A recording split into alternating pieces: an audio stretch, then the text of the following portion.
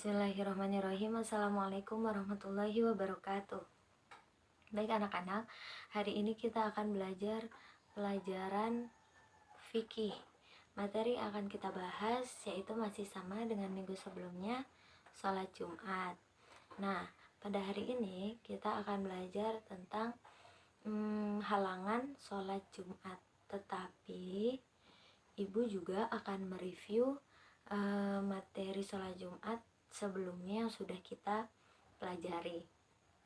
Nah, yang pertama dari hukum sholat Jumat, kita akan membahas yang pertama dari hukum sholat Jumat. Yang pertama, apa itu sholat Jumat? Nah, sholat Jumat ini adalah sholat yang dikerjakan pada hari Jumat. Waktunya kapan?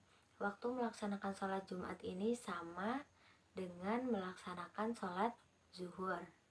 Jadi bisa dikatakan sholat Jumat ini sebagai pengganti sholat zuhur bagi laki-laki dewasa. Nah, lalu kapan pertama kali sholat Jumat ini dilakukan? Sholat Jumat ini pertama kali dilakukan oleh Rasulullah ketika Rasul dan para sahabat hendak hijrah ke Madinah. Ketika di perjalanan di sebuah daerah yang bernama Bani Salim di dekat Kuba, nah Rasul ini melaksanakan sholat ketika waktu zuhur sebanyak 2 rakaat, dan ketika itu Rasulullah melakukan khutbah. Khutbahnya ini tidak panjang dan tidak pula pendek. Maka dari itu sampai sekarang pun seperti itu, sholat Jumat dilakukan dengan 2 rakaat dan juga dibarengi dengan khutbah. Lalu selanjutnya hukumnya. Nah, hukum melaksanakan sholat Jumat ini yaitu fardu ain. Apa itu fardu ain?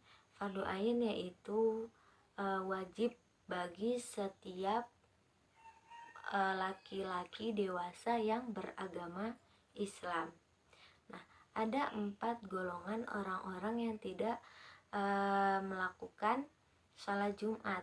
4 golongan itu, yang pertama hamba sahaya, perempuan, anak-anak, dan juga orang sakit. Nah, 4 golongan ini mereka yang tidak wajib untuk melakukan sholat Jumat. Nah, sedangkan untuk laki-laki dewasa yang mampu untuk melakukan sholat Jumat, ketika ia tidak melakukan sholat Jumat sebanyak 3 kali, maka ia dicap orang munafik oleh Allah dan hatinya akan ditutup oleh Allah. Karena tadi hukumnya ini adalah fardu ain ya, atau wajib. Nah, lalu bagaimana kalau melakukan sholat Jumat setelah itu melakukan sholat zuhur? Nah, kalau kejadian seperti ini, melakukan sholat Jumat dan sholat zuhur ini tidak ada dasarnya.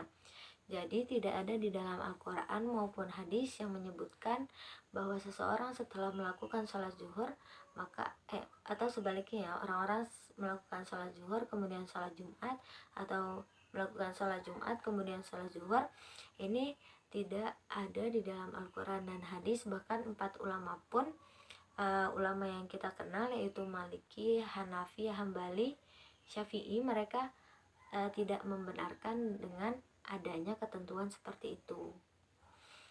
Oke, itu tadi hukum ya. Sekarang hikmah. Apa aja hikmah sholat Jumat? Apa aja manfaat yang kita dapat ketika melakukan sholat Jumat bagi laki-laki?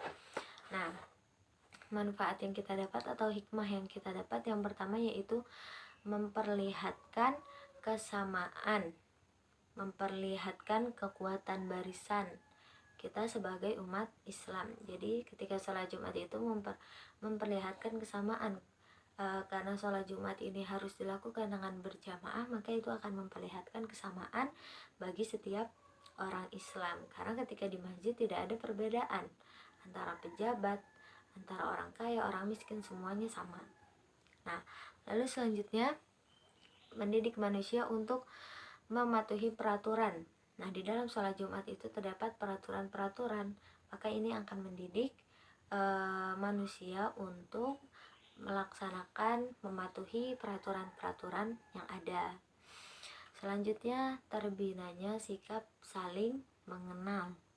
Dengan sholat Jumat, karena dilakukan dengan berjamaah, maka antara satu dengan yang lainnya akan saling mengenal.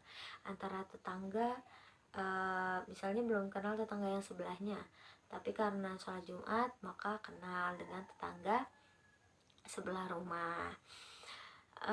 Lalu menumbuhkan rasa kasih sayang. Dengan kita saling mengenal, maka kita akan menumbuhkan dalam diri kita ini sikap atau sifat saling menyayangi. Lalu selanjutnya syiar Islam ini akan nampak di mana-mana, karena ketika sholat Jumat semuanya dalam satu waktu dan semua laki-laki mengikuti sholat Jumat, maka akan terlihat bahwa syiar Islam ini ada di mana-mana.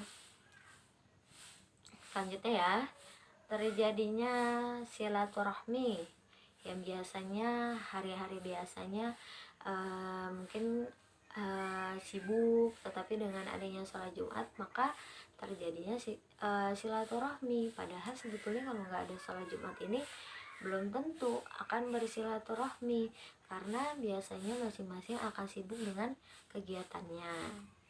Lalu selanjutnya menambah pengetahuan dan wawasan. Sholat Jumat ini kan ada khutbah. Nah, ketika khutbah itu kita akan bertambah pengetahuannya, akan bertambah wawasannya, akan menambah ilmu kita. Nah, lalu yang terakhir, mendapat pahala yang berlipat ganda. Karena sholat Jumat ini dilakukan dengan berjamaah, maka akan memberikan pahala yang berlipat ganda kepada kita. Selanjutnya ketentuan sholat Jumat. Nah, kalau syarat sahnya sholat Jumat ini sama seperti syarat sahnya sholat wajib. Apa aja syarat sahnya sholat wajib ini? Seperti kita harus dalam keadaan suci, berwudu ketika melakukan sholat, lalu menutup aurat, menghadap kiblat. Nah, itu syarat sah sholat Jumat. Sama seperti syarat sahnya sholat-sholat yang lainnya. Lalu syarat wajib sholat Jumat. Syarat wajib sholat Jumat ini yang pertama yaitu orang Islam, pasti ya harus beragama Islam. Lalu balik atau dewasa, berarti sudah dewasa atau sudah berakal, sudah tahu mana yang baik dan mana yang buruk. Anak-anak, balita itu tidak wajib untuk melakukan sholat Jumat. Lalu berakal. Nah, berakal ini berarti orang gila, orang yang mempunyai gangguan jiwa ini tidak wajib untuk melakukan sholat Jumat, karena dikhususkan untuk orang-orang yang berakal. Nanti kalau misalnya orang gila kalau sholat Jumat, nanti dia malah membuat keributan di masjid, kan bisa jadi. Lalu yang terakhir, laki-laki, perempuan tidak wajib untuk melakukan sholat Jumat. Selanjutnya syarat mendirikan. Syarat mendirikan sholat Jumat ini yang pertama, nah, diadakan di negeri yang tetap, baik itu di kota maupun di desa. Maksudnya negeri yang tetap ini adalah negeri yang berpenghuni, negeri yang ada penghuninya ini tetap tinggalnya. Bukan seperti contohnya ada sebuah pulau. Nah, pulau ini tidak pernah ditempati, atau di pulau ini tidak ada penduduknya. Penduduknya ini hanya turis atau orang-orang yang sedang berlibur, dan itu jumlahnya sedikit, maka itu tidak termasuk syarat ya. Jadi syaratnya ini harus berada di negeri yang tetap, baik itu di desa maupun di kota. Lalu selanjutnya dikerjakan secara berjamaah. Nah, pendapat yang kuat ini, sholat Jumat ini harus dikerjakan minimal 40 orang laki-laki dewasa. Jadi kalau kurang dari 40 orang itu tidak memenuhi syarat mendirikan sholat Jumat. Maka sholat Jumat itu dikerjakan di masjid ya, bukan di musola, karena biasanya jamaah musola ini sedikit, maka dikerjakan di masjid agar bisa mencapai 50 orang laki-laki dewasa. Selanjutnya syarat mendirikannya dikerjakan pada waktu zuhur, bukan pada waktu subuh, bukan pada waktu asar, tetapi pada waktu zuhur. Lalu sholat Jumat ini hendaknya didahului oleh khutbah. Jadi sebelum sholat Jumat itu maka dilaksanakannya khutbah. Jika tidak ada khutbah berarti itu tidak memenuhi syarat sholat Jumat. Yang terakhir jumlah rakaat sholat Jumat ini hanya 2 rakaat. Berbeda dengan sholat zuhur. Nah, sekarang yang terakhir yaitu halangan sholat Jumat.